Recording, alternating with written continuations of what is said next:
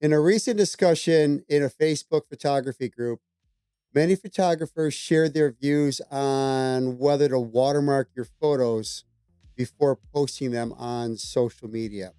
Today, we're discussing watermarking to help you decide if it's right for your images. First, what is a watermark?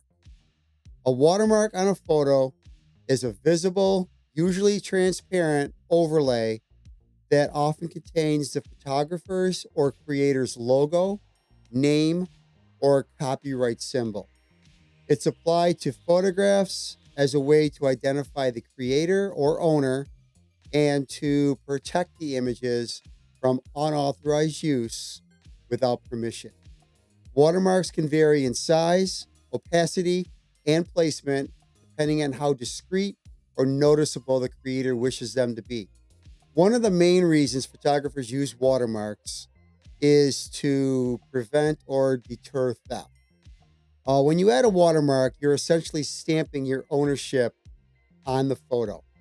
It acts as a deterrent against people who might want to use your images without permission. However, it is important to acknowledge that watermarks are far from foolproof.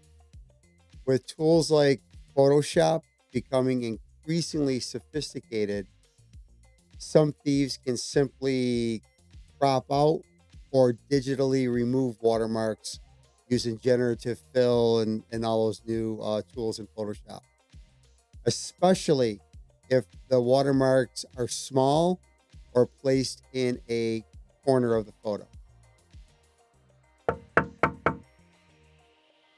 Hey, now is probably a good time for you to subscribe to my channel and click that like button. I really appreciate it. Thank you.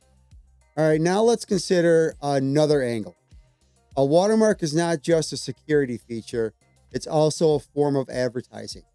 Every time someone sees your watermarked photo, they see your name or your brand.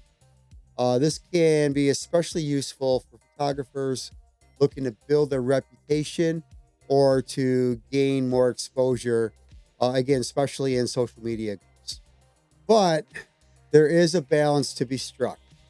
A large or obtrusive watermark might protect your photo better, but can also detract from the beauty of the image itself. A subtle, well placed watermark, on the other hand, can protect your work while still maintaining its aesthetic value.